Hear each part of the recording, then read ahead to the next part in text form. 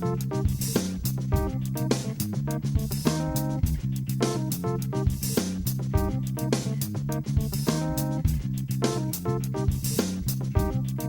338 of the TV Dudes, recorded June 23rd, 2021.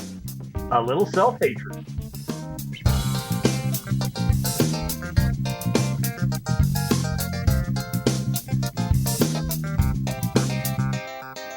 This week, we're talking about self-hatred.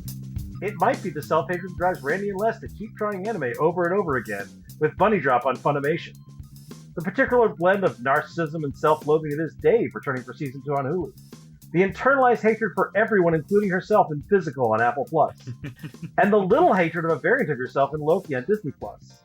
But before we get to all that, I'm Randy. I'm Kyle. I'm Les. I'm Nick, and I have no idea what the fuck we're doing. Alphabetical after Randy. That's right. And we're the TV Dudes. And we still haven't practiced this intro. Oh, I'm rusty.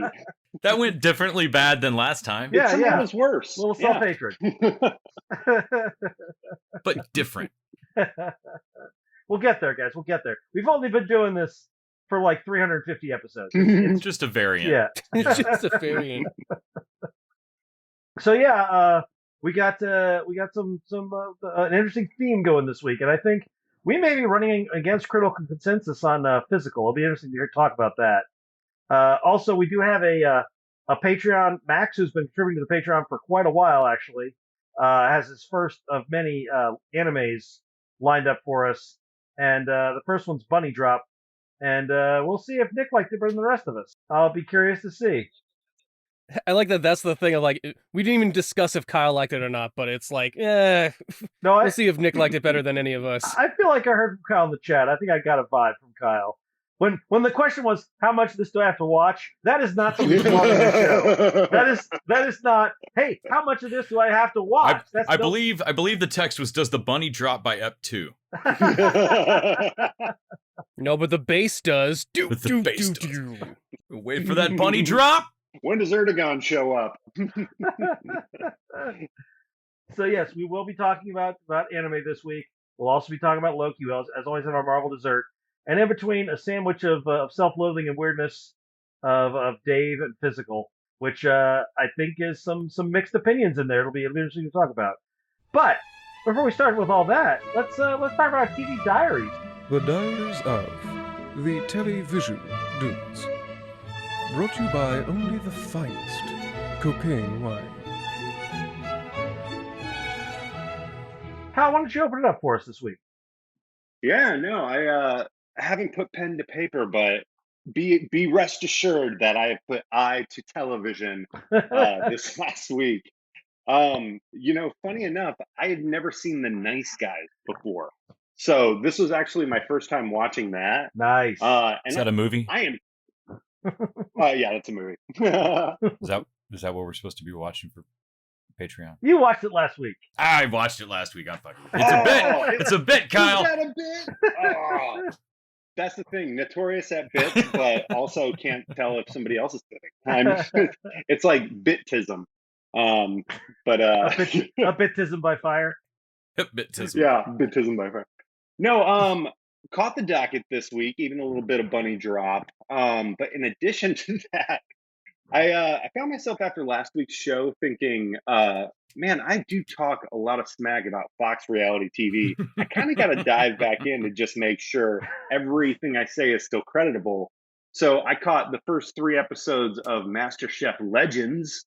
I guess their COVID programming, because this is filmed so far in advance, it had to have been probably 6 months ago at least. But yeah, it's just their new format where instead of going coast to coast in their big bus, and I don't know if they did this last year as well, but they've created a much smaller bubble. They've brought all their finalists out to the actual studio to kind of parse down like the 15 people who are on the show. I think it might be 20 people, but they usually, go and do like episode after episode of kind of like America's Got Talent or The Voice, or, it's like a big tour to find the next Master Chef.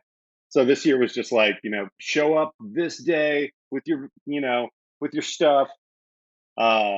Yeah, and let's go. But the legends part comes in because each episode they're bringing in some like famous chef that has never been on the show. So Randy, you'd have loved it. They did a Paula Deen episode. So I definitely thought of you in that regard. I know you're a big Paula Deen fan. Do I love Paula Deen? Is this a bit I don't understand? What? The racist butter bitch? Yeah, That's you're the on the one. more political side, and she's politically charged. Man, so I was like, I couldn't pick Paula Deen out of a lineup. I know that she's terrible, but I couldn't pick her out of a lineup. She's the middle-aged white blonde. That's what I mean. You know, one of them. I probably could not pick her up out of a lineup. I couldn't remember her hair color. I feel like blonde is right, but I have like I have a silhouette of Paula Deen in my after mind. she got canceled, it went straight gray. Yeah, which It was one of probably these a little gray before which that. one of these Karens in the lineup is Paula Deen? I don't know. She's the one that smells like good home cooking. In addition to that, just mostly the homework, and I think that the chase came back. I made sure to catch that, or not the chase. The what's it called? Our Craig Ferguson show, The Hustler. Oh, the Hustler's back. All Yeah, right, Hustler's all right. back. Hustler came back, and what a great first and episode back. It was, yeah. It I don't was want a really good I don't want to spoil it because I think return. Les is going to watch it. But man, yeah, a great episode back. Which takes, I guess, to my diary. I did watch The Hustler. Now that's back. I did not call The Hustler. I thought I had him pegged. I did not. I finished up Hacks on HBO Max, which I really liked. It actually had this. The 10th episode has this sweet emotional moment that I was not expecting, and then I was kind of mad at the sort of like bum bum bum. What terrible thing did you do? Cliffhanger. I was like, no, I kind of don't like that.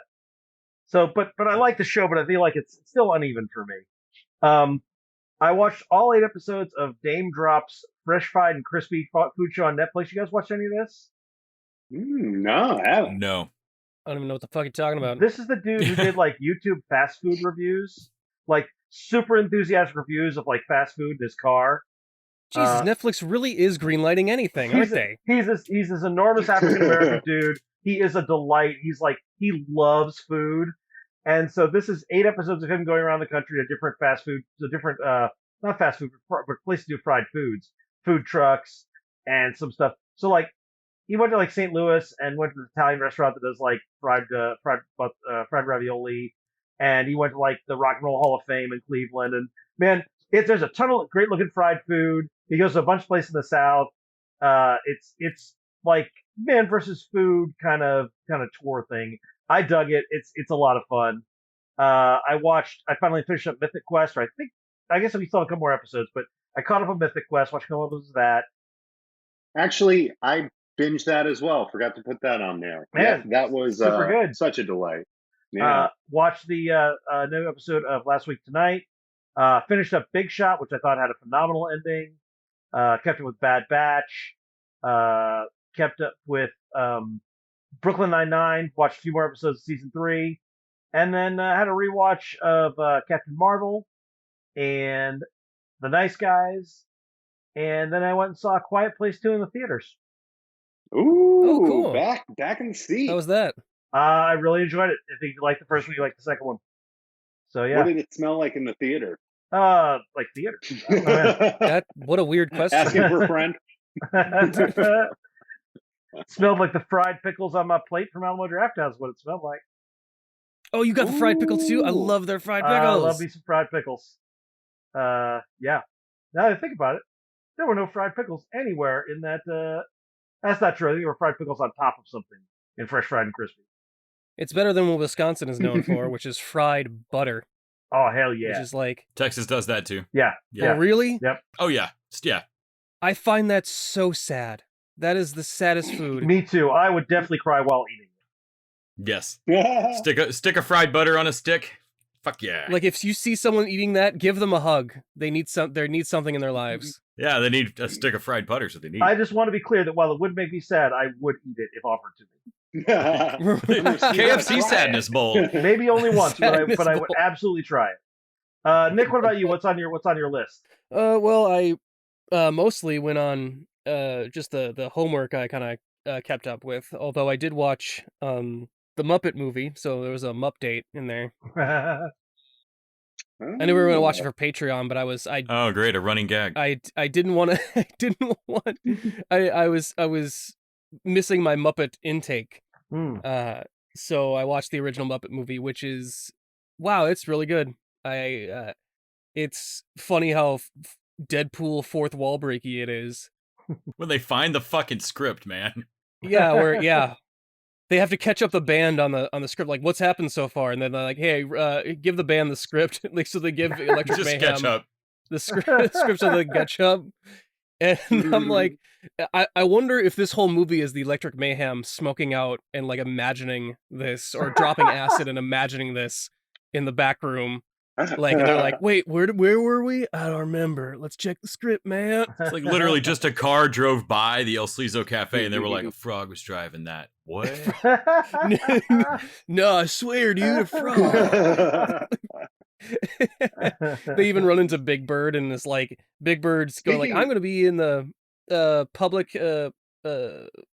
service broadcasting in New York, and they're like, yeah, good luck with that, idiot. But we're going to LA to become movie stars.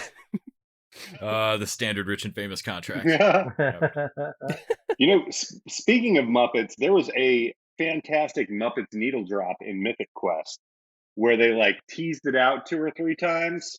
And did you catch that, Randy? No. Yeah, I think it was in that last episode where they like reveal their expansions.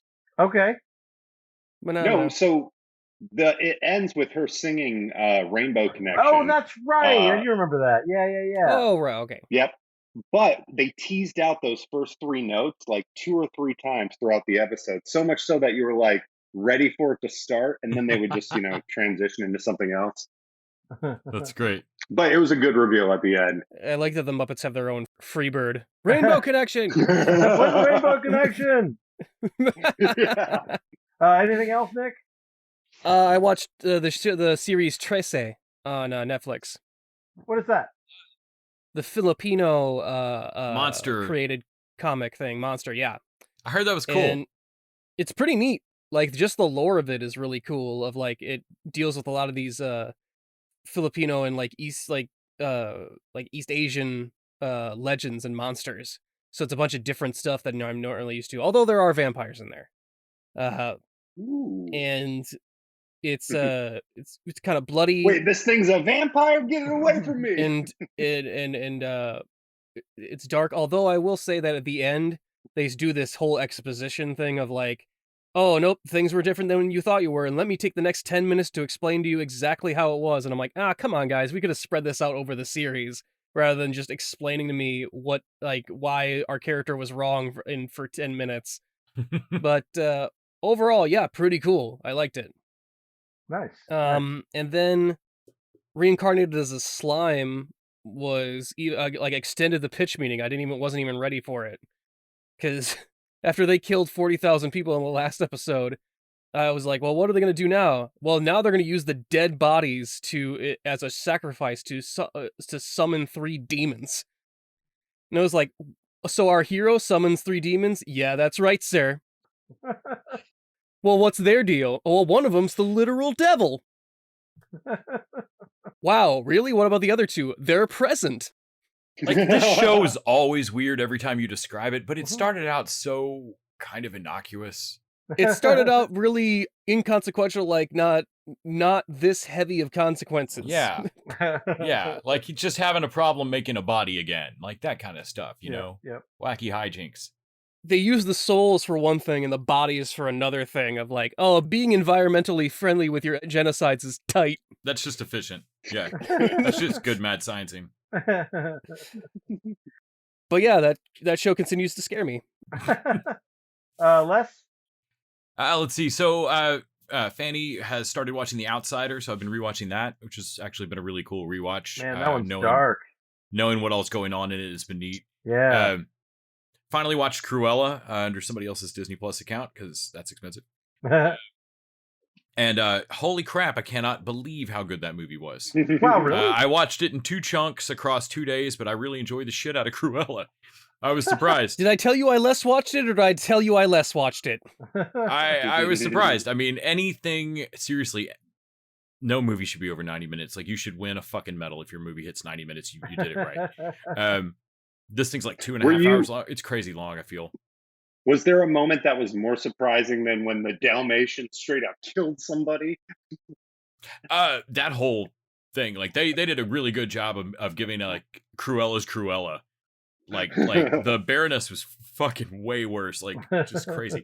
And Emma Thompson manages to do that side eye. Like the entire script, I feel like, was built around the ability of Emma Thompson to look sternly one direction and slide her eyes sideways. Like just do that for 2.5 hours in a variety of black and white costumes, and we'll be fine. I was surprised. All the weird entrances were fun. Yeah, just a lot of fun set pieces. Surprisingly, I watched most of an episode of Don't, which cracked me up. Just for the episode I happened to pick had an intro where they fake rebranded as Do. And that whole bit was pretty good. I also watched Lego Masters and actually caught the third episode of The Chase, which I complain about The Chase a lot for the way it's set up. I don't care how much money you rack up. There's almost no fucking way you're going home with it. Yep. Unless it is that gambling schmuck from Jeopardy. Like, he seems like a really smart trivia guy. Also, his underbite makes his face very punchable. And and for some reason, I just, every time he tries to be cool on television, I want to smack him. He comes across like kind of a dick. Yeah. Yeah, he lost 660. I mean, I don't think it came out of him. I would like to think they dragged him out in an alley personally after the show for fucking it up this bad. But he lost $660,000 to this team of 3 people. I mean, I'll say this: he's from Vegas. He's probably used to being threatened in an alley for some money. It was amazing. I mean, like he didn't just lose; like these people swept it. Oh, Which man. one's your Jeopardy hand? Yeah, right. If the second guy had taken the high mark, which he would have won. Like the pace he did the questions at. Oh man, it would have put him at nearly $1 million. 2 of them took the high mark. 2 of them took the high mark. Nobody ever takes the high mark. Yes, so I was already thrilled of like, no one takes the high mark, and they did, and they won those, and then they beat him in the chase. Like it was great. He kept missing questions, and they kept getting them right. Oh, that's amazing. Yeah, it was stunning. So I watched Physical, of course. Dave, Legends of Tomorrow continues to be fun. Loki, Soups and Lois. So I saw an article, I think from AV Club, that talked about how the writer's room of Soups and Lois seems to do family drama better than any other Cape show on CW. But they actually seem to do their large-scale comic book plotting really badly. And like last week they did this Eradicator episode with like Kryptonian consciousness, and it was a mess. It felt rushed, and like I read comic books, and this feels like you rushed the sci-fi explanation.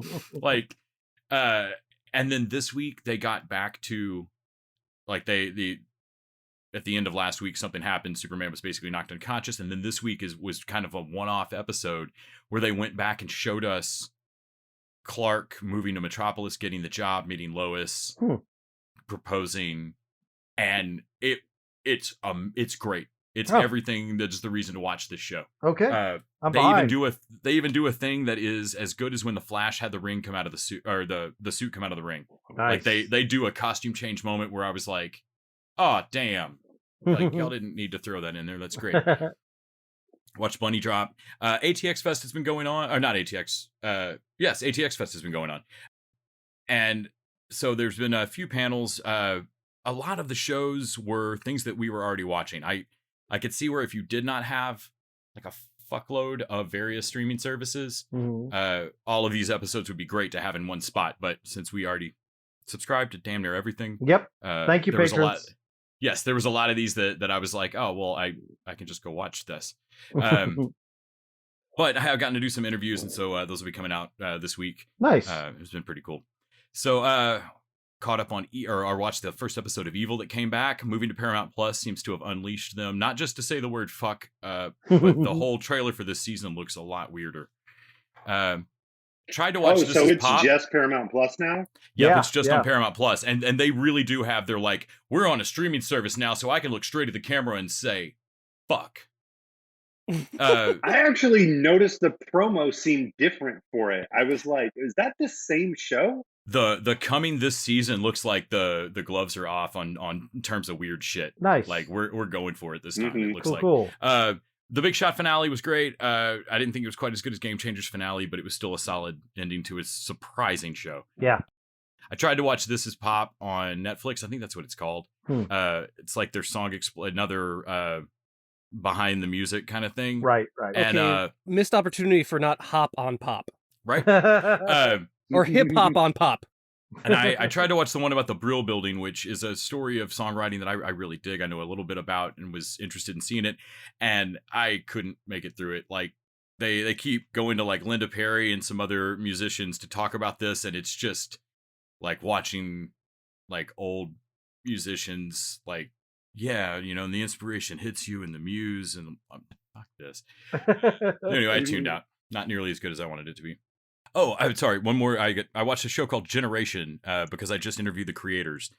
Zelda Barnes is the creator. It's on HBO, half-hour high school slice of teenage life kind of thing. Mhm. But the plotting and pacing and humor of it is really fast and really great. It's got the lead kid from The Get Down is unrecognizable in it. Like he just freaking vanishes into the show. Interesting. But I interviewed the creators of it. Zelda Barnes was 17 when she started writing this.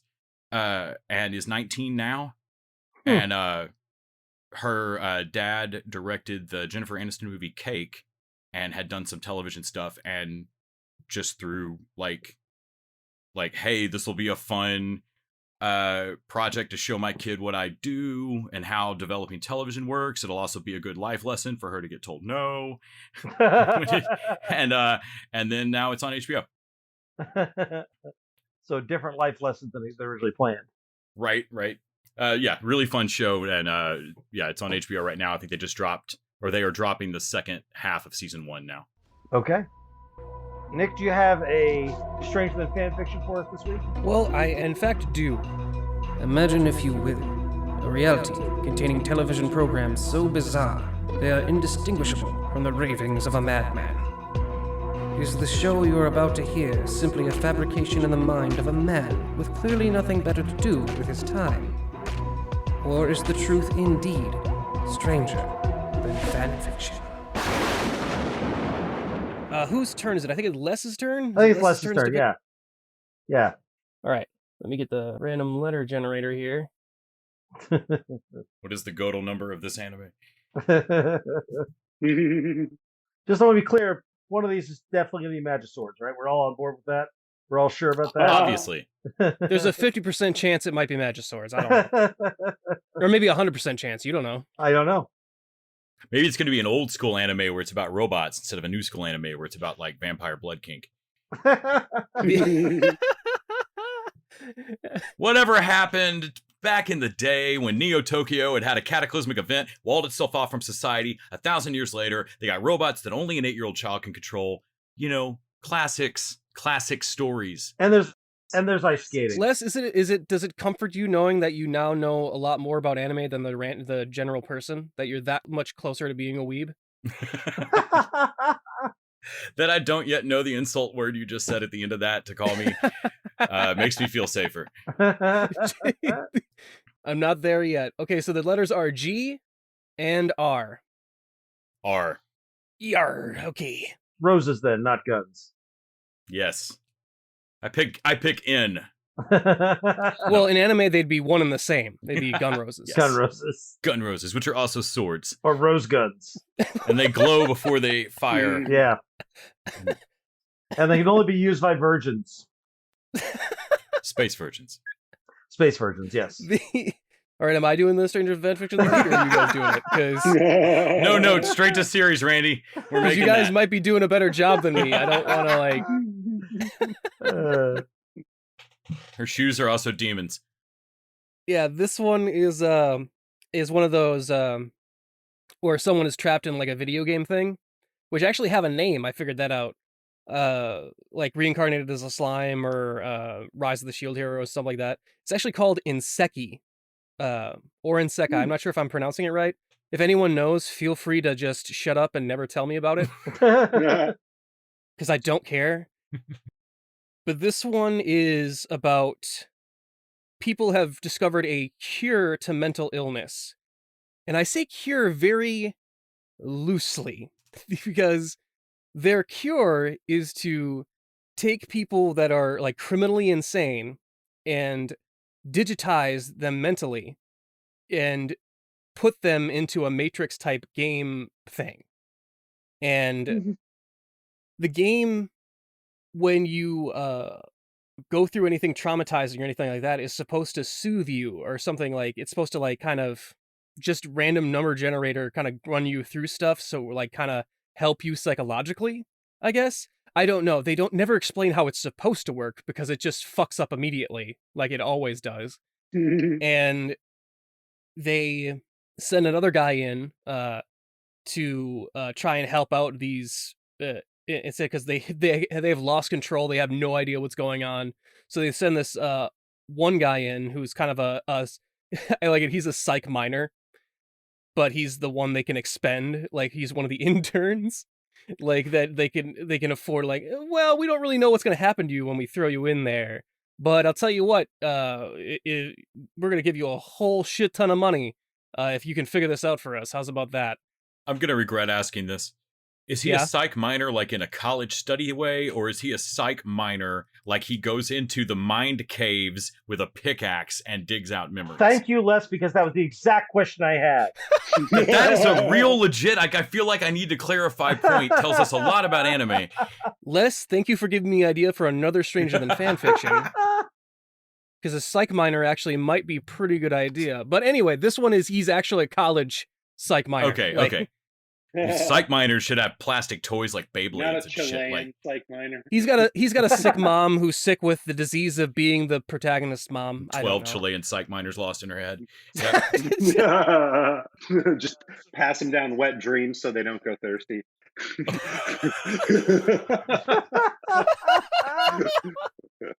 It was just hanging there. Oh, what were we talking about? I don't know. Their hydration. This is devolved. Somebody was trapped in a video game. I've lost control. It's off the rails.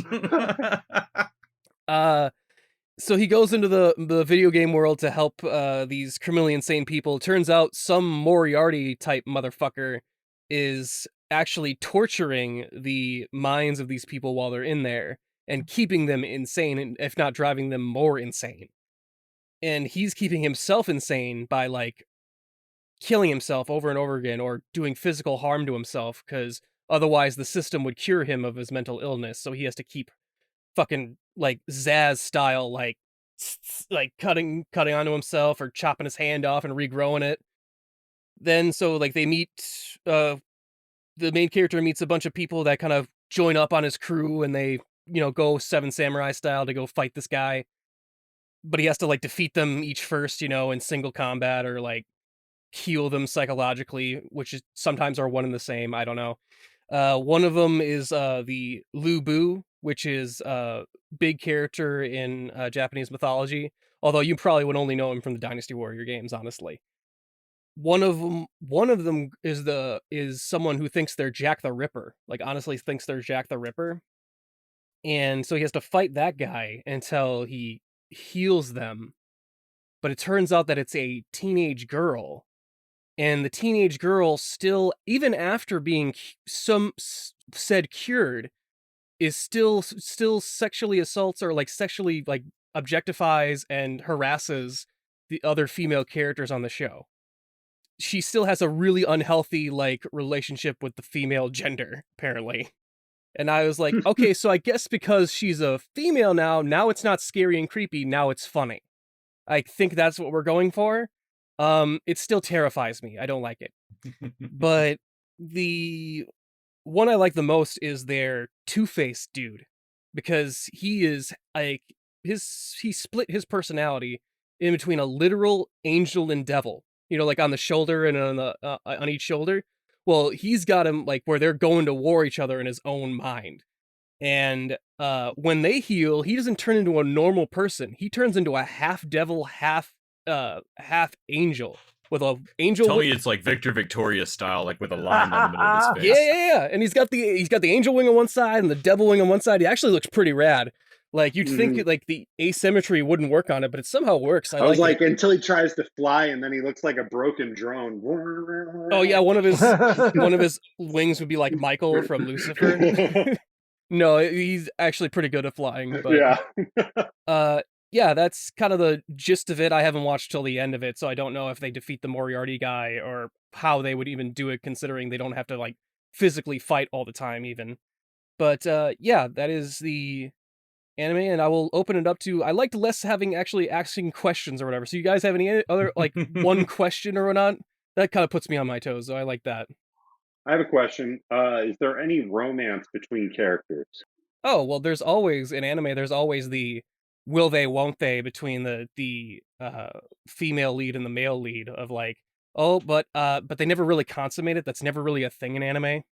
Like, you'd have to wait until the actual season finale for that to happen. I thought you were about to say between the lead character and the evil possessed weapon. Like, there's always that will they, won't they. And we'd be like, God damn it, it's Magiswords again. Damn it. So what if that angel devil was also a sword? I don't have any questions, but I'm going to go on a limb. I think you made this one up. Okay. Any particular reason why? No, just a gut feeling. I feel like you made this one up. All right. Les and Kyle, what do you think? So I think it's real, and I have some evidence to back that up. When I made fun of your man for flying kind of wildly, you were just very like, yeah, no, he flies good. I don't know, for some reason I had to defend him. I couldn't help myself. Or maybe that's the tell that it's something you made up.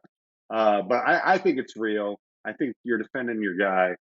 I'm giving you the props. Well, he is my favorite character. Les, what do you think? Because this sounds similar to a real show, like a live action show that I've seen, but is not the same. Like, I know it's not like last week where it is. I think you made this one up. Does it sound like what's the show? I'm curious. Harsh Realm. VR5 from Fox, circa 1994. Basically, how do you have two different answers? No, but they're both right. So Terry O'Quinn was in a one-season show called Harsh Realm, where for whatever reason, I don't know if they ever well explain why, there's like a massive VR system that people can log into, like the Matrix, to train soldiers or get them over PTSD, some shit, whatever. Terry O'Quinn has logged in and is Colonel Kurtzing this shit and like won't log out. They can't find him in there. He's taking prisoners. That they sounds can't rad. explain why they can't just turn the goddamn computer off. I don't know if they might explain it. It doesn't matter. It was based on a comic. Oh, was it? Yeah. I did not know that. Yeah. That's okay. I'm going to ask you about that after we're done because I want to actually watch that now. And then VR5 was about the same time. There was definitely a short-lived, hey, what if we had some VR themed content in the 90s? Lawnmower Man the series. Yeah. Oh, okay. Yeah. Coming Sunday afternoons on USA. This was where they would just drop their telephone onto a special computer thing and put their headset on, and boom, they were in the system. They or like talk to their Freakazoid. paraplegic relatives.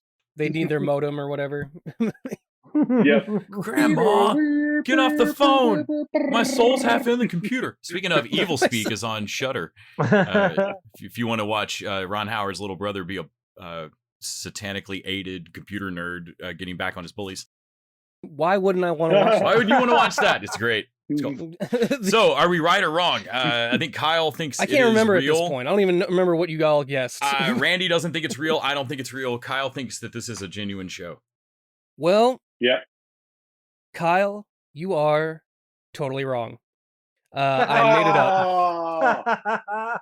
But you had such a good defense for your man. I made up whole cloth. I took an idea from an audiobook I'm working on called The Arbiter.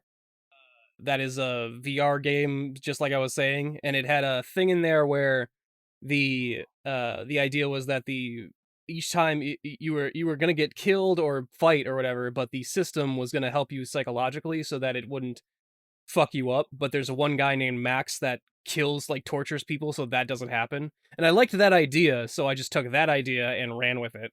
Now, Nick, I know that some of the audiobooks that you work on are romance books, and so I'm just going to suggest a better title for this would be Mantrix. The Mantrix. The Mantrix. And that's not I bad. also think this could be a Minority Report prequel. This could be the precog prequel. Like, how do they get to the point where they can, like, absorb all that? Well, they gotta go through this first, the VR training. All of this is just the training sequence for the precogs and Minority Report. Yeah. And then at the very end, it's just Tom Cruise like, do you want precogs, people? Because this is how you get precogs. Guys, I think you beat me this week. You guys stood up of 3 different animes that are way stranger than mine. I've been watching a lot of animes. My dreams are getting weird. My dreams are getting weird. Well, speaking of anime, this seems like a good time to remind you that you can support us by going over to patreon.com/tvdudes. Throw us a buck an episode. In exchange, we get to keep up with our streaming services, pay for our hosting costs, and you get bonus content each week. It doesn't have to be anime. Right. It can also be wrestling. This week we are concluding our Shane Black movie marathon with The Nice Guys. And we should mention, we also have the $20 shorter level. So if there are shows you want us to throw into the rotation, you can buy into that level, give us a couple of ideas. We are currently working through our backlog, so we're going to start with one this week. And next 2 months, expect Jujutsu Kaisen, Anohana, Psycho Pass, and then Taskmaster, which is not anime. It is a British quiz show. But again, I cannot stress this It's enough. still foreign. Fuck it. It does not have to be a foreign quiz show. It does not have to be anime. It does not have to be a wrestling. You can suggest to us a show you think we might actually like. Are you saying, Raina, that if someone paid us $20, they could actually make us watch the first full season of the 90s show Street Sharks and introduce us to the concept of gene slamming? Can, yes. I was just thinking similar thoughts. Yes, Nick. Yeah. Once upon a time, someone who was definitely not Kyle made us watch the Grand Tour. So this is the day when I've discovered I hate all my co-hosts. Not yet, you don't. All right, let's dive into our Patreon request. Let's talk Bunny Drop. I'm curious. We'll start off first. By the way, Nick, had you seen Bunny Drop before? No, I had not. This was my first time. So Okay. It was interesting. As our resident anime tolerator, You didn't ask if the rest of us had seen it, Randy. I did not. I did not. As the only person here who I think regularly likes anime, what did you think of Bunny Drop? I'm not usually into the what's called the slice of life anime stuff. I did like this one. I will tell you. I as far as picking a particular concept of the 30-year-old bachelor having to like big daddy his way into with a new young child in his life. By the way, I'm going to stop you right there. We're talking about anime. And so people should know that when you say a 30-year-old bachelor big daddying his way into a young girl, it is not that kind of anime. No, he's referring to not Big Daddy like BioShock. Big Daddy, the Adam Sandler movie. God damn it! Yes. I know. I want to be clear because so it's not a sword. It's not a sword. It's not. Yes. Yeah. Give us the premise real quick, if you will. Well, the premise is that this 30-year-old Dakaichi goes to his grandfather's funeral, and there's this girl there that no one seems to know, and it turns out that this girl was Grandpa's illegitimate child, and she's like that he had with the maid, 6 or 7 or something. Like she's young. Yeah, yeah, she's and 6. like no one ever knew about this kid, and I was like, whoa, Grandpa, one way to like still be virile in your what has to be your 80s grandfather to 90s. Anthony Quinn. And also, what an irresponsible douchebag to just have this kid and have no backup plan for when he's gonna obviously die. For the last 6 years of their grandfather's life, not a one of them went to his house, though. Yeah, wait, what? How does that work? Well, because none of them knew either. What a shitty family. Grandpa was a horny old bastard. They They probably had good reason not to visit Grandpa. Yeah, and she has no place to go. Like, dude, did you not think that? Did you think you were immortal? You're like 85 years old. There's not a lot of time left for you on this planet. Yeah, no, this is Edward Scissorhands creeping out of the house. Like, it's just, you had no plan here, buddy. I actually don't think it's that weird. If I'm 80 and I got an opportunity like that, there's part of me that's like, this is my last chance. I'm not like, what's going to happen here? Am I virile enough to... I'm going to go on record here. I'm older than Kyle, but just in case. I am not taking care of your illegitimate baby when you die at age 85, Kyle. Not doing it. I'm not doing it. Oh, yeah. Well, I guess I have to find another 85-year-old, I guess. Yeah, that's a different anime. Yes. And then if we can both make a baby, then, that's life. And that's sci-fi. That's Richard Hammond, Jurassic Park. It'll find a way stuff. That's sci-fi. That's another anime. That's yet He another was anime. so busy trying to figure out if he could. He didn't ask if he should. That makes his 6-year-old girl, the 6-year-old girl, his aunt, right? Yes. His 30-year-old guy's aunt. Yep. Yeah. This is so sweet. Like, I can't... It feels like an 80s sitcom of like, this rich fella's gonna take in 2 kids, isn't he fun? It's never been... I mean, like, it even has a 5-minute theme song with lyrics like, it does. I've never thought of you as a burden, guess this parenting thing's okay. Like, it's... I mean, and the theme song is sung by Puffy, who do the Teen Titans theme song. Like, they're pretty big. Love them. Oh, hi, Puffy Amiyumi. Yeah. Yeah, they're just called... there was a conflict with another band's name, but they're just called Puffy. Is anyone with Puff in their name? Is like Puff Daddy had changed his name too. Is Puffy a real... I believe it was because of Puff Daddy that they couldn't be Puffy in the States. Oh, wow. I think that might actually be the conflict person. But he doesn't even stick with that name. So I can call him Sean. It up. I can call him Sean Puffy Amiyumi Combs from now on. Yeah, and then they can sue. Mm-hmm. Yeah, they I weirdly when the theme song started, which all animes have these crazy long theme songs. Like they love an 80s sitcom theme. I love it. Yep. But it came on and I was like, holy shit, they used to work with one of the guys from Jellyfish and they do the Teen Titans. Like, I know their music. They had a cartoon of their own. And then they sing this awful song called Sweet Drops. It's really bad. It's really bad. And then there's the if you took one of those sitcoms and just kept all the Saccharin family stuff and stripped out every joke. That's what I was gonna say. Like, if you're gonna do a story like this, it's got to be funny. And no, the closest... This is Nick Jr. in the morning level sweetness. Like, there's nothing else here except like this week, Takashi or whatever learns to enroll a child in preschool. The only bit I got was like, oh, she's wetting the bed and pretending it's sweat. It's incredibly... That's the joke. But like it's incredibly sweet, and I kept finding myself getting both kind of sucked into the story and starting to care about these people, but also bored, and these 30-minute episodes feel ridiculously long. Mm-hmm. But I kept wondering if like Kyle, you have a impending kid, and Randy, you've got kids. Like if maybe this carried a little more nostalgia or sweetness or something to watching these kind of life lesson things, because I have a much more Letterkenny stance on like, I don't give a fuck about this kid. I'd watch this kid fall off a bike all day. I don't give a fuck about your kids. Yeah. That's not true. I actually like I like Rin a lot more than the rest of his family. Rin is actually great. In fact, no, this carried no weight. Like, I didn't care about this kid. I didn't care about this 30-year-old. The only character I want to see more of died in the first episode. If you gave me an anime about horny grandpa, I might have watched it. Yeah, I feel like that's probably Randy wants a Master Roshi, so you should not ask for that. I don't. God, you're right. I should be careful, Mandy. Just delete whatever you just heard. Nobody recommend anything based on that. Seriously though, the family gives me whiplash on like they're psychotic. Like, what the fuck else? What else are you gonna do with this kid who is also standing in this room while you're having this discussion? Whoever the long red-haired lady is, I don't know if it's his little... I think it's his sister. Daikashi's little sister or what.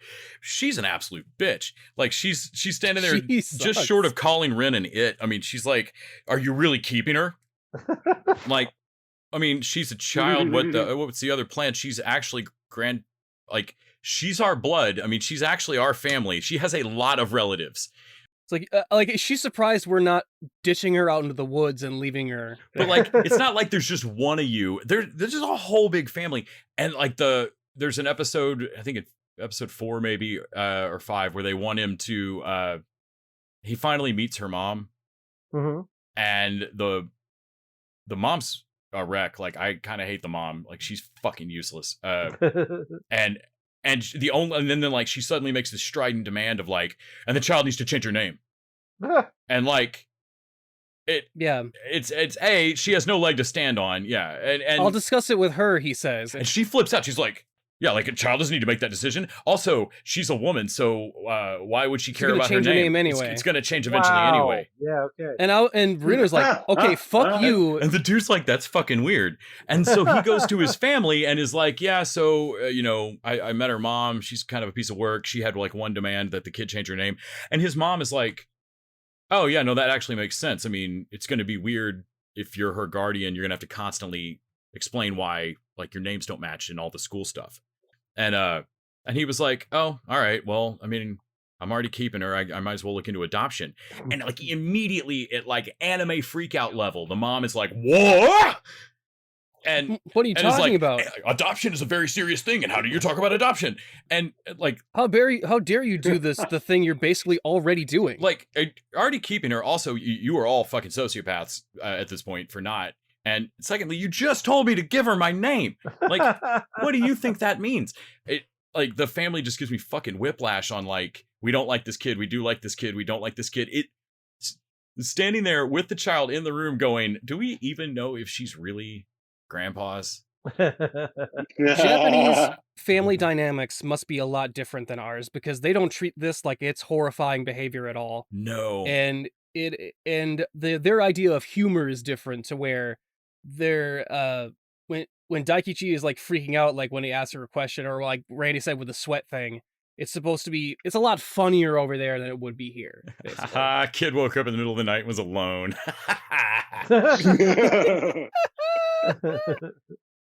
Yeah, the mom, the more I see of her, like, you don't want to think about that relationship any more than you have to, because when you see the mom, you're like, okay, grandpa took advantage of a very young woman. Like I'm not sure entirely mentally their woman. Like, I mean, like, she's so young and childlike that you can't believe she has an apartment on her own. I don't think she does. She has that dude living with her. Oh, yeah, and she was living with grandpa, and like it's squicky. It's weird. Grandpa does not come across very good at any point of this. Like, yeah. Also, the animation is weird. Of like, sometimes it looks pretty standard, but also it's like watercoloring every once in a while. I was actually going to say that was the part I liked, especially how they do their title cards, which the style works a bit more for like that type of thing. Watership Down intro kind of thing. Yeah, I was trying to follow the subtitles and found myself just more distracted by the art style. There's one episode that you guys didn't see it. It's episode 8, where the subtitles get huge and then get cut off by the outside for no reason, and I couldn't figure it out. I couldn't switch it on Funimation, so someone fucked that up royal. So there's an episode where I only understood half the dialogue. Wait, is Funimation a streaming service? Yes. Yes. Yeah. So I streamed this on Crunchyroll and got just ads like crazy. Yeah, no, we have. I mean, it's we have a Funimation account now. Yeah, Nick did that. And so yeah, this is the Japanese uncut, no English dub. So yeah, that brings me to my point. Actually, I understand that is the English dubs are looked down upon. I understand why, but here's the thing: when I'm watching TV, especially when I'm watching homework TV, half the time I'm doing other stuff. Like I need to be able to listen and work on something at the same time. Like that, it's the only way I can watch as much TV as I do. So this requires me to basically pay full attention to a thing that does not require my full attention. No. The only reason it requires my full attention is because I don't understand the dialogue. But Randy, he has to run a really long way to that preschool, and what if you didn't watch it all? Like, I could easily half watch this if it was in English, and I could have watched a lot more of it. This could have benefited from an English dub, not only because of that, because people don't like to admit this, but they also change dialogue in English dub to make more sense in a Western audience. I was wondering why they don't do that with any titles. Yeah. Like, every anime has, like, things that are not noun phrases. Right. Like, yeah. I'm always baffled. Well, also they'll use the same word for everything, and it'll mean different things depending on the context. Smurf. Anyway, I think Bunny dropped a bit of a swing and a miss for us here. Although I don't think everybody hated it. I just think I actually kind of liked it. I got all the way through it, and also don't wiki how the manga ends because oh no, it's real weird. I want to know now. Tell me. I wanna know. Does it go? Woody Oh, do you want to know? I absolutely want to know. The manga ends where the Rin ends up falling in love with Daikichi. No, I hate that. Oh God. I said you didn't want to know it. I didn't, and yet it's what I suspected. Okay, so the listeners can't see this, but Randy's doing an anime freak out right now. He's got the giant bead of sweat on his eyes are forehead. big. And Yes. his eyes, Yes. they're glitching out. They're just different tiny shapes. circles with like a little Randy, your mouth is weirdly animated. You're not actually closing it, but still talking. I don't. grief squiggle on your forehead. Yeah, that's I don't need a 30-year-old falling over a 6-year-old. That's just I don't like Yeah, that. and then they figure out that she's actually not Grandpa's kid. They're not blood related, and they change it for the anime and for good reason. Oh no, I don't know. I don't like that. Is this why the whole family was like, dude, don't adopt that child? Like, don't adopt that child. They knew like They just hey, know, we like, you're I grew weird. up with you, dude. Don't adopt that child.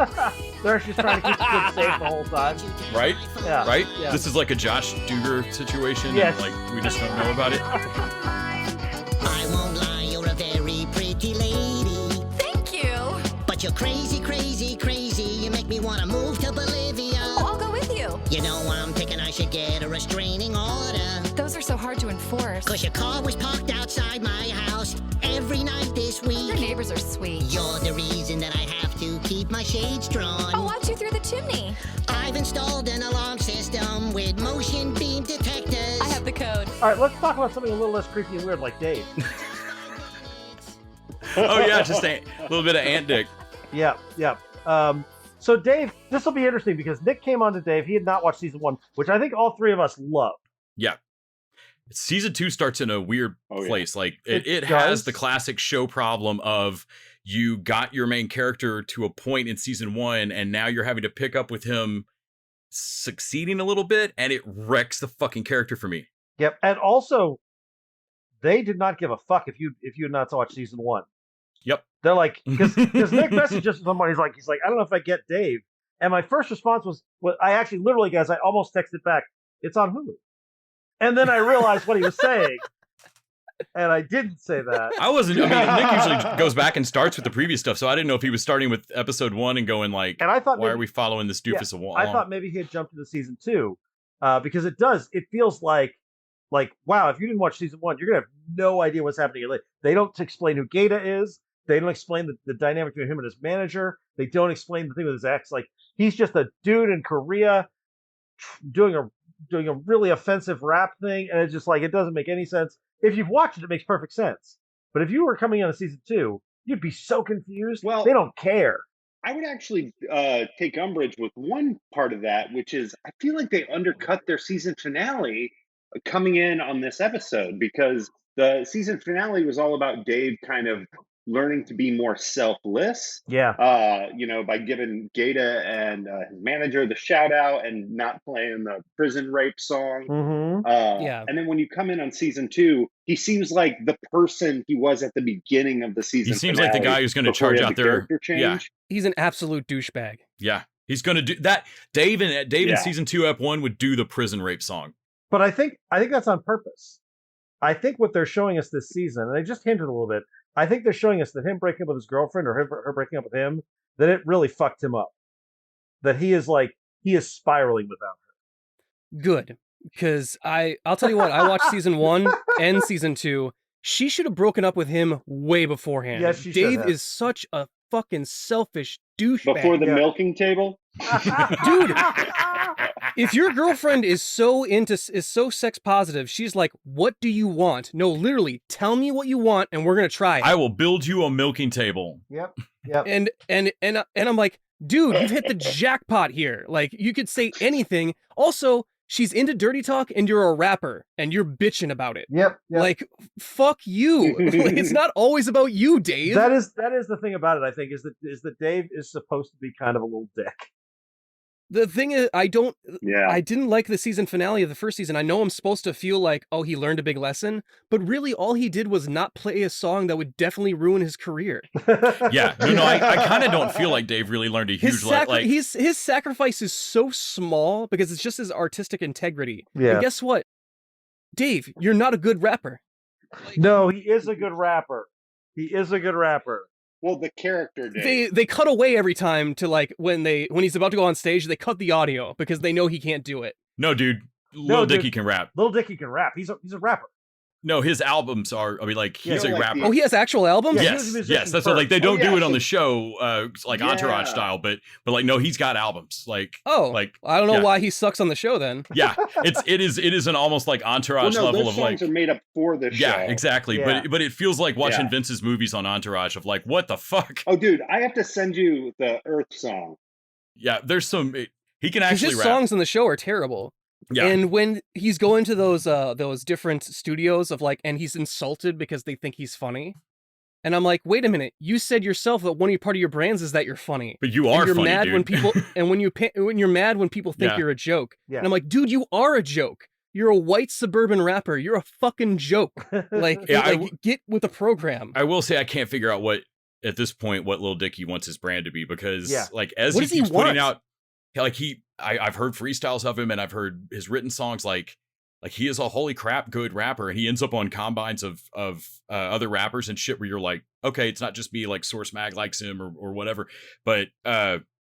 but then every time he puts out a new studio actual like track it's a joke song. Yeah. It's like I switched places with Chris Brown or like I woke up in Chris Brown's body or something like Yeah. and they're funny but they're funny like Mhm. he keeps making joke songs and I'm like well we keep thinking you're a comedian rapper because you keep doing it. Like you what, keep doing it like I'm just believing you.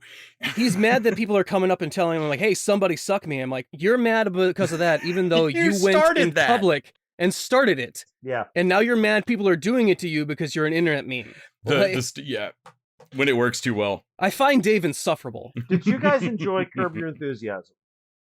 I did not. I was a big Curb Okay. fan. I actually never watched it. Because I believe that Dave and Curb Your Enthusiasm, they're in the. You see what I'm saying, Raquel, right? Like these are of the same stripe. Like I their can lead, see that. The lead, Larry is, David is unhappy with all of his success. but Yeah. he's thoroughly unhappy. He's thoroughly unhappy. He's very unlikable. But in his heart, like he does want to be a good person. He is just actually incapable of doesn't. it. Yes, he does. He wants to. He's just incapable of it. Well, I guess, yeah, you're right, because he does feel bad because Yeah. like when Gata tells him that he's bipolar, except for the fact that, hey, why don't you ever think about it from their perspective first? Why Yeah. does No, he everyone can't. have to tell you? Yeah, Like everyone have to tell you Yeah. when you're being a douchebag. he literally can't. It is literally can't. He Yeah. can't. He just he's going to regret it later, but he can't in the moment. Yeah. Like he's so offended when people say he has privilege, and I'm like, dude, you're the embodiment of privilege. I think that's what I love about Dave. For me it is watching a guy, and I understand wanting likable characters because I usually do, but I can enjoy watching this as like an unlikable character surrounded by people who I like a little bit better, and just like glad I'm not in that life, but I can watch it from a distance. I would like it more if I didn't feel like the show was trying to make me on his side all the time. Like I'm supposed to feel bad that his girlfriend broke up with him, and I'm like, Oh, I don't no, know that if was you the best are. decision she's ever made. I don't know that you are. I think you're Yeah. supposed to think she did the right thing.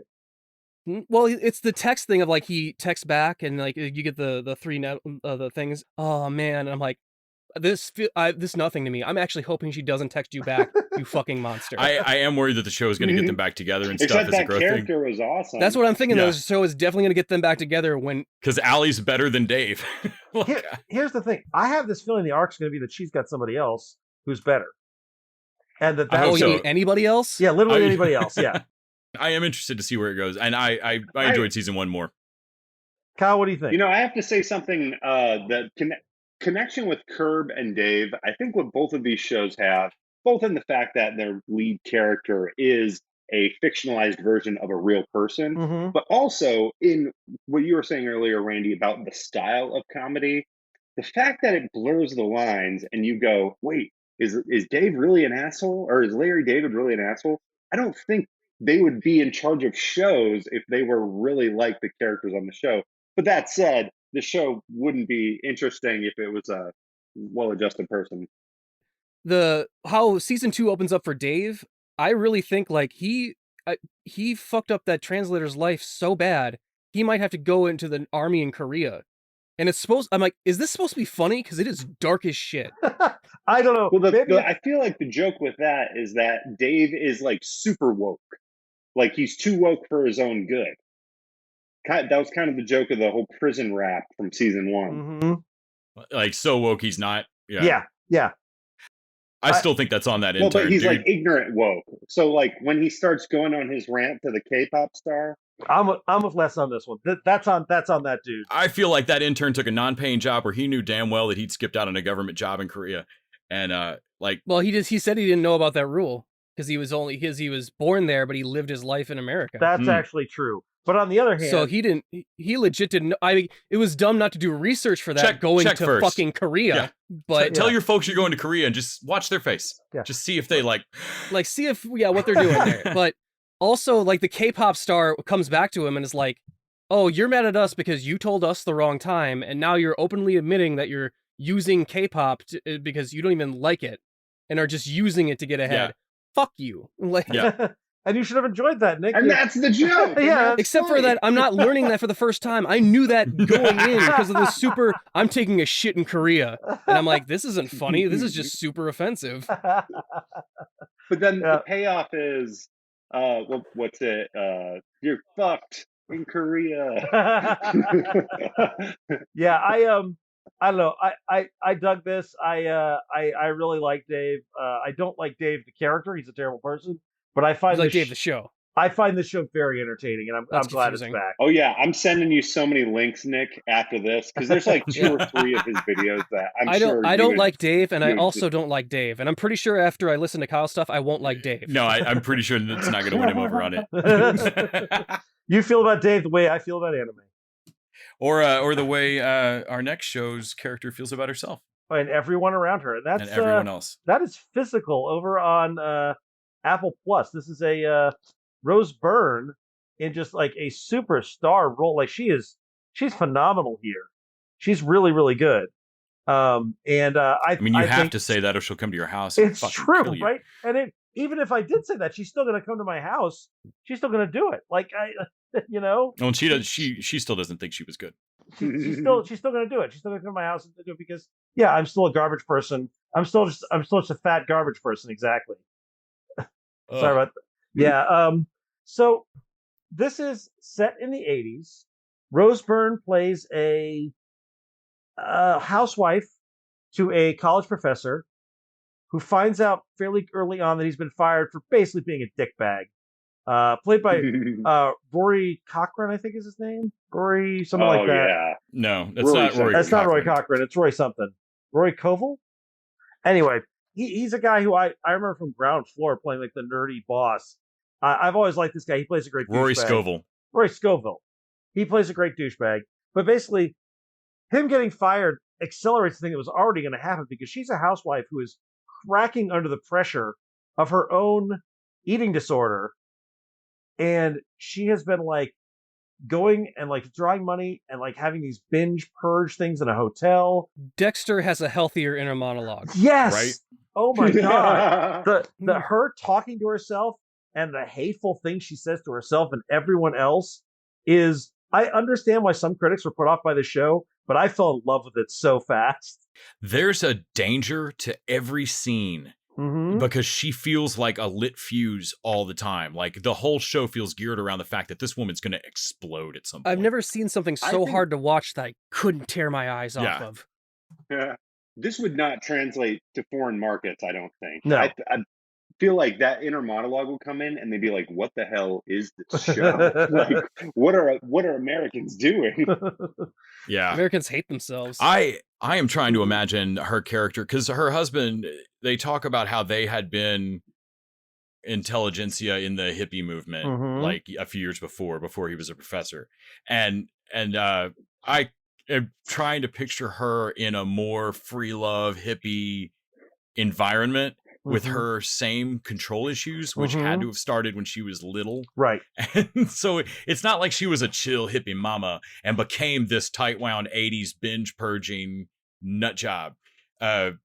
like, she was this tight wound when they were free loving. Yeah, for sure. Mhm. Also, like the I don't think I've ever seen eating disorder portrayed quite so vividly and well here. Like the whole thing of like how she cannot control herself, and she has like an OCD level. Like she goes to the same fast food place, she gets the same amount of hotel. money, $50.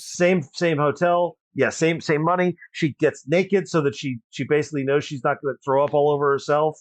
And it's also like she gets this animal space, and she just, and then every time she finishes it, he's like, "That's the last time. We're not doing that." It's like a heroin addiction talk of Yeah. like, well, that's the last time I need to fix. That's good. Yeah. I'm good.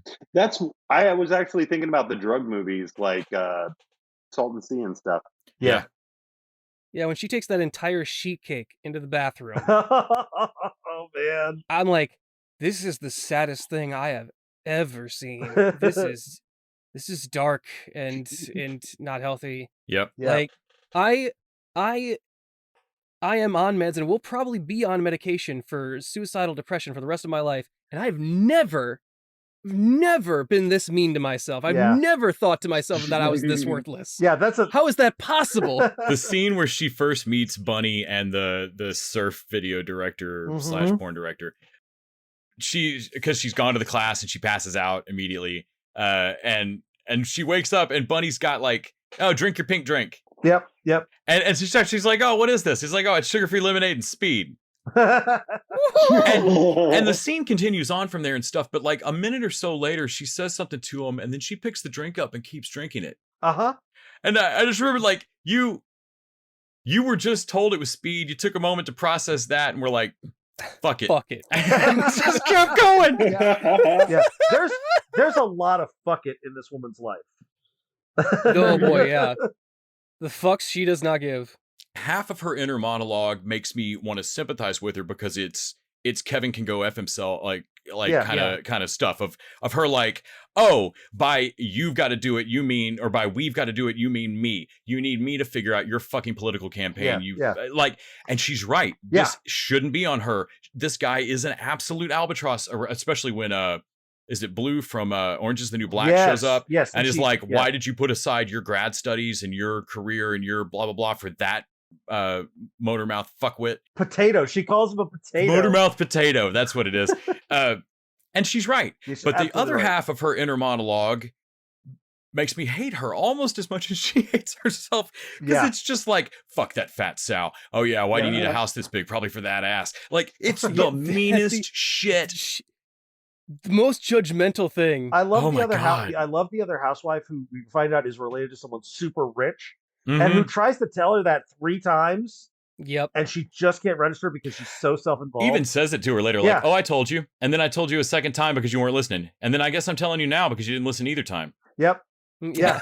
I love fuck. What I love her is like she's aware of it. Like she knows that she can see the loathing, but somehow she's either forgiving of it or something because she keeps letting her have those moments. It's the sickness. She's also going to be the seed of the idea, though. She's lonely too. Yeah, that's true. Because you can see the moment where it's starting to click of like, I have a video camera. Yep. I have a friend that is embarrassed to go to a class but wants to take aerobics. Yep. I don't want to go to her house every time. Yeah. It's almost there. Like the Pelotons are underneath a tent outside. Like you're almost there. You almost got it. Can I say that's one of the things I liked is that I think they did a good job underplaying where they were going. Like we know from the outset that this is going to be like a video empire. But I'd already forgotten it because they were so compelling that by the time she's starting to put it together, I'm like, oh, right, that's what this is about. It felt like in the Mythic Quest flashback when CW walks in drunk and just screams out where video games are going. Yeah. Yep. It gives a darkness to physical aerobics that I did not see before, but now will never unsee. No, I can't. I can't unsee the regret. Like, oh, there's an aggression. These are Fight Club for people that ladies that want a ballet class. Yeah. It's like when you see a angry person, like a crazy person at the gas station, and you're like, who are they arguing with? And you're like, they're arguing with themselves. Like they don't necessarily seem crazy when you hear them say a couple things, but then it's like, oh no, this is actually kind of hard to watch. Like that's what the inner dialogue felt like coming from that main character. Yeah. This Fight Club is just you in a mirror. Kill that motherfucker. The way she lives her life is unsustainable. Yeah. Absolutely. That's what makes it so watchable, because you know it's not a matter of if, it's a matter of when this is all gonna fucking blow up. Yes. Yeah. And that's that student of the husband, that Asian student. Oh, I you forget know her where name. that's going, and so does she. You're not afraid enough when you're in a room alone with her. Yeah. Absolutely not. No. Like there's a level of trust you're extending her that you should not. I think she lets Rose Byrne touch her on the sides of the face or something at one point in the first episode, and I'm like, you're about to get your neck snapped. Just well, you're about to die. That girl doesn't see the threat. For whatever reason, she doesn't see the aggression and the intensity. She sees this housewife. She sees a housewife, and she's like, I'm going to take your man. Yeah, absolutely. Like, that's where she's at. When she's like, could you pass the clipboards out? You know, we're really thinking we need to go strategize. Yeah. And like, they're going to get buried in the backyard. Yeah, you're definitely going to die. Yeah, but it all depends, like, which is going to be the straw that breaks the camel's back. It's going to either be her or one of these other things, but one of you is going to get it. am I crazy to compare this to, like, Breaking Bad and The Shield? The sort of breakneck, think so. frenetic pacing. No, be like, not at all. be like, where is this going to go? It seems like this could destruct at any moment. We had talked about the split on reviews of this. The first, I didn't read the review of it. The first headline I saw about this was very much like Apple TV's dark comedy is a misfire, blah blah blah. And I was like, I don't think this is a comedy. This is Like, not I a mean, comedy. I get it that this if This is this were a fucking comedy, this is a misfire. I am laughing at points, but I don't think it's set out to have jokes. Yeah, it's nervous laughter. I'm laughing uncomfortably. Yeah. I laughed when Walt put his foot on the throat of the kid in the first episode of Breaking Bad, but I don't think that was for a joke. No. Yeah, this is the kind of laughter you give when someone's got a knife on you and you're trying to figure out if they're going to stab you or they're being really funny. It's a very nervous laugh. Yeah. I'm glad I'm not it's a very like, I'm laughing because I'm realizing every once in a while that this is on my television and I am not really in a world with that bitch. I'm not at that mall. And I laugh because I'm safe on my couch and I eat another cookie. I'm very glad she's not in our world. Yeah. Yes. I think in our conversations, I said this was maybe like, I was thinking this might be like methadone for the glow addicts who didn't get to finish out their season. But instead, this is like the heroin and glow was the fucking methadone. I'm sorry, Randy, we don't have any powder cocaine. I do have this rock form. It's basically the same. It's mostly cocaine. It's mostly cocaine. We're out of cocaine wine. We do have crack wine, Randy. Oh, sorry. This just says crack. It's basically wine. All I got is this pink juice with speed in it. Sorry. Yes, this is sugar-free pink lemonade and speed. Let's get physical. I wanna get physical. Let's get physical. Let the body come. Body come. Let the body come. Let's get physical. Lights out. Follow the noise. Baby, keep on dancing like you ain't got a choice. So come on. Let the body come. Body come. Let the body come. Let's get physical. All right, let's have our dessert. It is time to talk about Disney Plus and Loki, which we will talk about episodes 2 and 3. And so there will be. Oh, we didn't talk about 2 last week? No, what did we talk about? We talked about the Bad Batch. Don't you remember? Oh, right, Or- some dumb shit. Or did Yeah. you black out while hating on I blacked out. Like, yeah, it? I remember a Rancor that actually was the Rancor from Jabba's palace, Did and you- I got anger blackout. You yeah. had your own Order 66 chip that went off. Mm-hmm. Execute Emotion 66. So yeah, we're talking episodes 2 and 3. There will be some spoilers probably. So if you've not watched Loki, it's a good time to wrap up for the week. I'm really digging the show, guys. Me too. I think episode 2 was better than episode 3, to be honest. I didn't read the article because most reviews are Episode stupid. 3 is more peace movery. But I saw a headline the other day that said that Loki was about to make the same mistake as Falcon and Winter Soldier, which I assume means no mistakes at all. Right? Yep. Yeah, that's what I was thinking. I like I said, I didn't read the article. I'm going off my assumption. What world do we live in where Invincible is like a highly praised show, Right? and suddenly people are down on Falcon and Loki for some reason? Yeah. Like, I don't get it. Like, I don't know. Marvel's losing it. I don't. Kyle, I can't see anything like that. Have not seen Ep 3. Kyle has not seen episode 3. Uh-oh. Kyle, you bastard! All right. Well, it's just like Ep 2, but different. Yeah. I'm going to mute for a sec. Give me Okay. the hands when you guys All are right. Okay. done spoiling my everything. Well, we can for talk me. about episode 2 if you want. Let's talk about episode 2 first.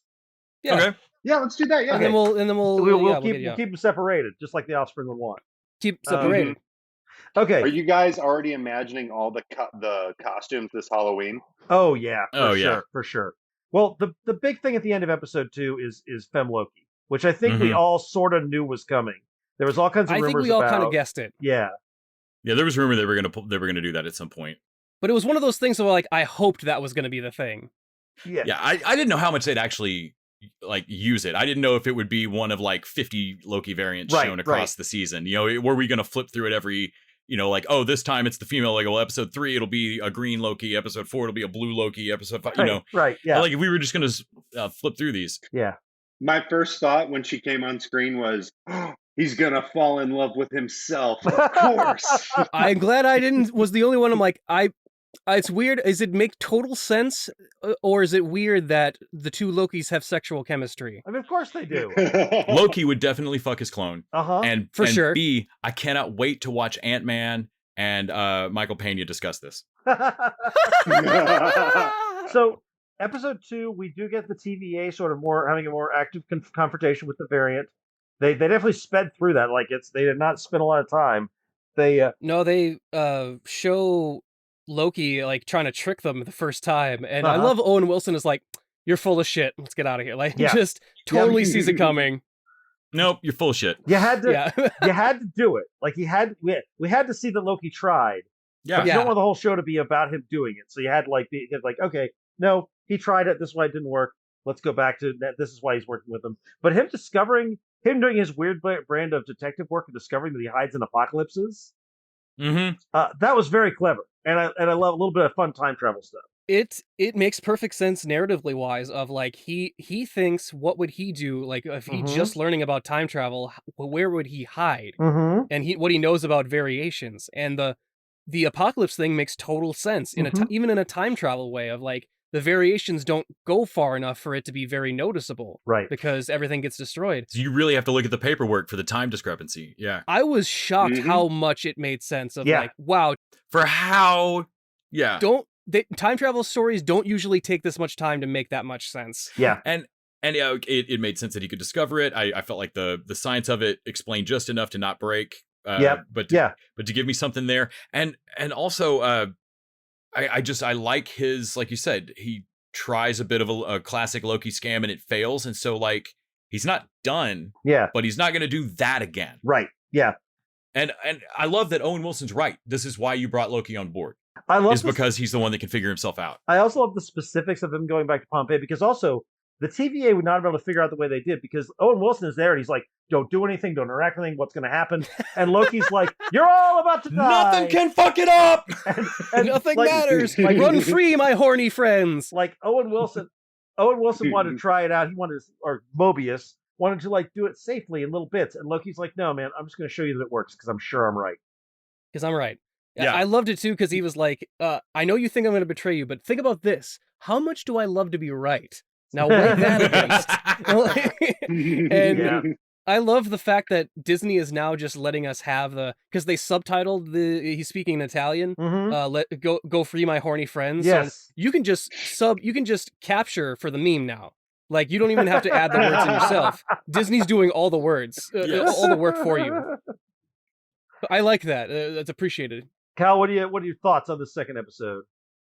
Well, no, the everything that you guys have said so far, agree 100%. I think the real allure of the show for me is that it is literally takes, I guess WandaVision kind of did this too, but it literally takes like every thing about, Marvel movies up until now that we thought, oh, this is somebody who's powerful, has this or this or that, and has just like, boom, dropped it down to like level 0. And the TVA is like this there's nothing more powerful than them right now, Mhm. which I imagine we're about to start meeting the villains that are more powerful than them, which will make it even more exciting. When they said the concept of multiple timelines going to war with each other, I heard less get hard.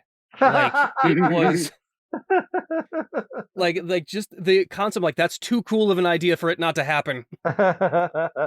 Well, and then I love that Agents of S.H.I.E.L.D. did a time travel season and didn't fuck up with any of this. That was just all supposed to happen. yeah, They don't recognize Agents of S.H.I.E.L.D. didn't happen. it did Forget not about happen. that. Yep, it's definitely Agents of S.H.I.E.L.D. is, in Kevin Feige's eyes, it doesn't exist. It was all made up of variants, Kyle. It's all made up of variants. They proved that whole timeline. They purged that timeline Killed real those early. those timelines. I do think that finale of episode 2, where we see the variants plan, which Yeah. I had said at the beginning, I'm like, I'm sure she's doing something, or I think I said he because I didn't think, but the dropping all the stuff out and then just the timeline spikes and the whole TVA goes crazy.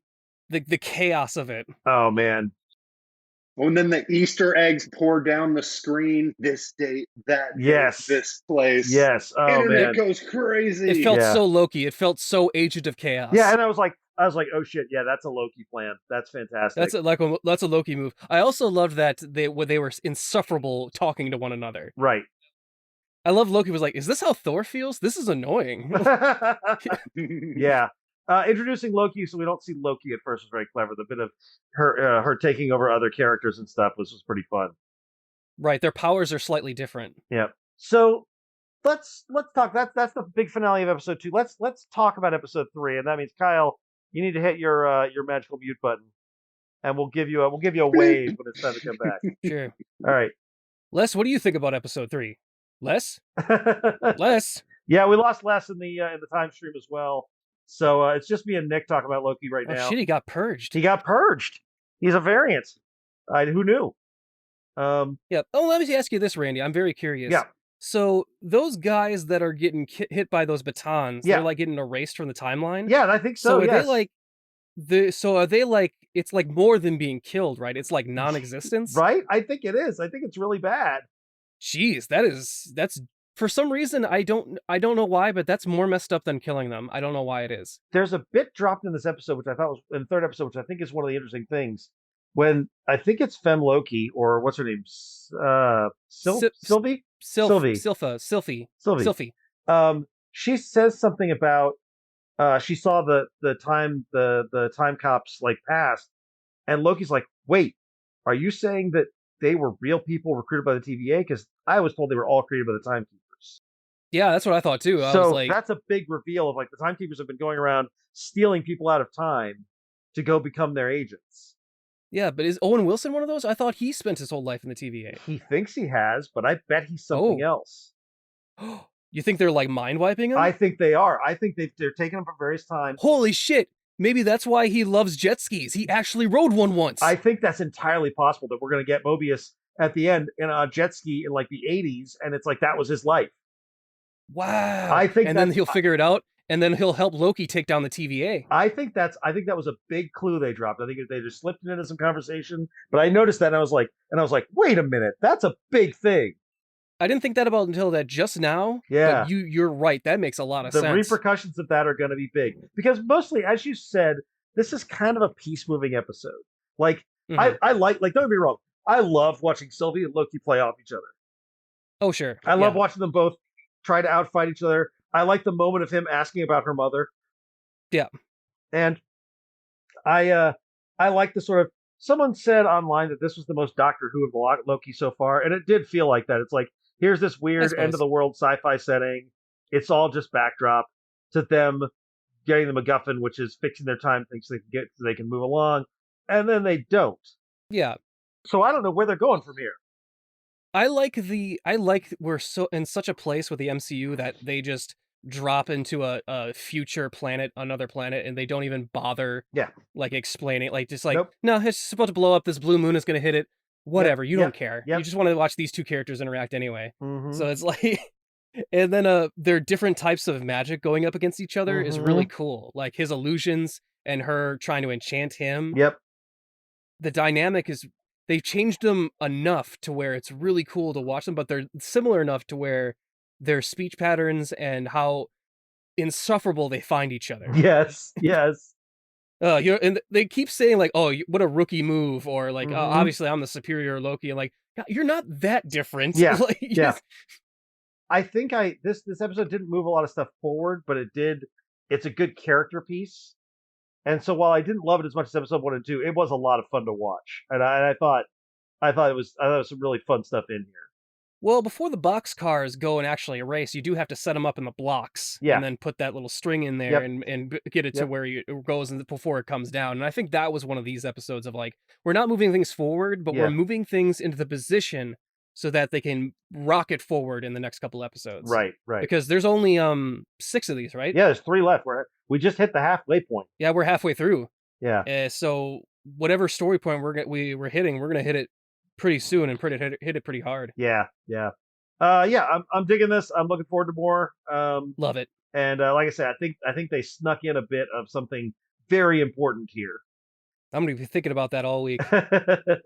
Les is back. Kyle is back. I'm back. Hey, Les is back. Yeah. that's Well, all right. Like, we finished talking about Loki. We decided maybe you were a variant. We're just glad you weren't erased. We thought we thought you were purged. Female Les showed up for a little bit, and it got weird. yeah, wait. Are you the version of Les that has already talked about Loki? Hey, if you're the version of Les that's seen all 6, you shut the fuck up. That's right. Don't spoil it. So yeah. So that's our thoughts on Loki and on everything else. We will be. If you are a patron listener, you can jump over and listen to us talk about the Nice Guys. And if you haven't been a patron listener, I feel like I should inform you as a duty that there is also a 45-minute discussion of whether or not Batman eats pussy from last week. Yeah, So not don't bad. miss- I edited it. I feel like it's the best 30 minutes we've ever produced. That's just in pop culture now. Like that's just part of life. Yep, it is. You guys want to talk about which superheroes do anal this time? No, I do not. Absolutely not. 100% no. Okay. Let's talk about the end of Bunny Drop instead. Let's talk about something less disturbing. You don't know that doesn't involve butt stuff, Randy. Actually, one last thing on the whole Batman eat and snatch argument. Somebody pointed out that when he saw his parents get killed, that's when he was like, "This will never happen again. Devote myself to crime fighting." He probably had that thing where he tried it on a girl and she didn't come, so he was like, "This will never happen again. I'm gonna become ninja master at this." The vagina is a mysterious and superstitious organ. Well, that's a preview, folks. That's a preview of 30 more minutes of that. 30 minutes. All right. We're going to get out of here. Thank you to our listeners. Thank you to our patrons. Thank you, TV dudes. Thanks, dudes. And until next time. TV dudes out. Dudes out. TV dudes eat out. The TV Dudes is an independently run podcast out of Austin, Texas. We are exclusively listener supported. If you'd like to help us out, go to patreon.com/TVDudes. You can also find us on Facebook, Twitter, and Instagram at TV Dudes. All the music for our show is done by our friend and original TV dude, Gregory J. Amani Smith. To find out more about us, go to thetvdudes.com. I'm Randy Lander. I'm Les Weiler. And I'm Kyle Scott. Thanks for listening.